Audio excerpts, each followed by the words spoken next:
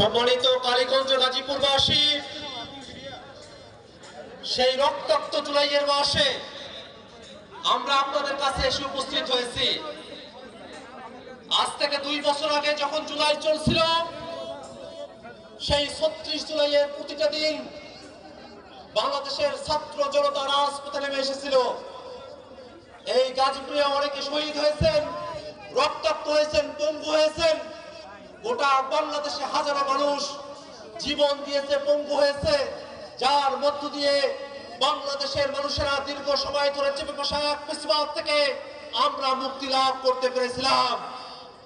এবং তারপরে আমরা একটা নতুন বাংলাদেশের প্রত্যাশা করেছি, এমন এক বাংলাদেশ যেই বাংলাদেশে কোনো বিভাজন থাকবে না, যেই বাংলাদেশের সকল নাগরিকের অধিকারকে সুরক্ষা দেওয়া হবে, যেই বাংলাদেশে গণতান্ত্রিক প্রতিষ্ঠানগুলোকে শক্তিশালী ভাবে দাঁড় করানো হবে, যেই বাংলাদেশে গণতন্ত্র, ভোটাধিকার এবং রাষ্ট্রীয় প্রতিষ্ঠানগুলোতে জবাবদিহিতা নিশ্চিত করা, এটাই ছিল আমাদের মূল উদ্দেশ্য।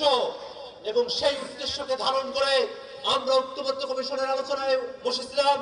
সেই ঐক্যবদ্ধ কমিশনের আলোচনা থেকেই গণভোটের সিদ্ধান্ত।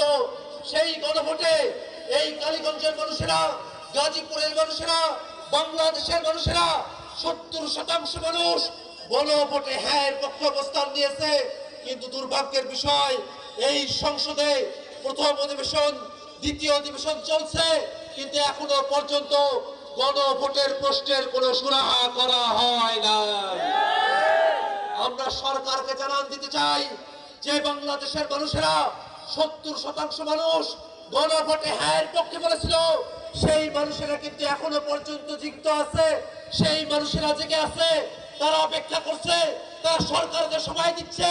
কিন্তু যতক্ষণ পর্যন্ত না গণভোটের রায় বাস্তবায়ন করা হবে, ততক্ষণ পর্যন্ত জনগণের আশাকে বাস্তবায়ন করা সম্ভব হবে না। ভাইয়েরা আমার, আমরা এই বাংলাদেশে নানা ধরনের অরাজকতা দেখছি, বিভিন্ন জায়গায় চাঁদাবাজি, ছিনতাই, মাদকের সাম্রাজ্য তৈরি হয়েছে। আমরা সরকারের কাছে বলতে চাই, বাংলাদেশ থেকে মাদক, চাঁদাবাজের যে সাম্রাজ্য তৈরি করা হয়েছে, সেগুলোকে অবশ্যই নির্মূল করতে হবে। এবং পাশাপাশি আমরা বাংলাদেশে জাতীয় নাগরিক পার্টি এনসিপির একটি মধ্যমপন্থী রাজনীতিকে ছড়িয়ে দেওয়ার কাজ করছি। আমরা এই কালীগঞ্জবাসী এবং গোটা গাজীপুরবাসীকে আহ্বান জানাবো, এনসিপির সাথে থাকুন। এনসিপি শাপলা কলি মার্কা নিয়ে গোটা বাংলাদেশে মধ্যমপন্থী গণতান্ত্রিক যে রাজনীতির সূচনা করেছে, সেই রাজনীতির হাতকে শক্তিশালী করার জন্য আপনাদের সকলের প্রতি উদাত্ত আহ্বান জানিয়ে আমি আমার বক্তব্য এখানে শেষ করছি। ইনকিলাব জিন্দাবাদ।